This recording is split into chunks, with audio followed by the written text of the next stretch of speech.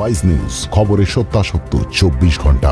Serial হোক কিংবা কোনো নন ফিকশন শো, সবেতেই দারুণ জনপ্রিয় অপরাজিতা আড্ড। নিজের চারিত্রিক বৈশিষ্ট্য ও অভিনয়ের দক্ষতার গুণে সহজেই দর্শকের মন জয় করেছেন অভিনেত্রী। পর্দায় তার উপস্থিতি দারুণ উপভোগ করেন দর্শক মহল। এবার নিজের সুখী দাম্পত্যের কথা জানালেন অভিনেত্রী।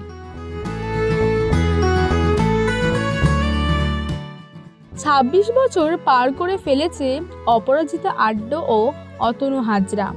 2 যুগ আগে ভালোবেসে পথ চলা শুরু করেছিল এই দম্পতি।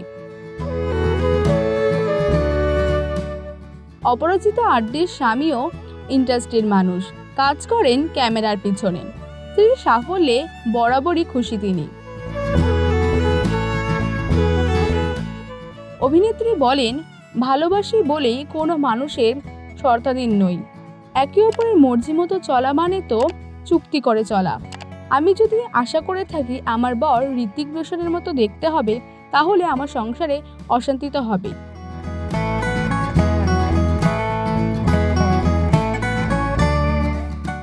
কিছুদিন আগেই অপরাজিতা আড্ড টিপস দিয়েছিলেন কিভাবে একটি সংসারকে সুখে রাখা যায়। তিনি জানান, আমি একটা অভিনয় করছি, পরিচালক এরকম ভেবে রেখেছে সিনেমাটাকে কেমন হবে সেটা। এবার আমি যদি ভাবি আমার মতো করে সিনেমাটা করব, তাহলে ঠিক হবে না। সুতরাং জীবনটাও সেরকম।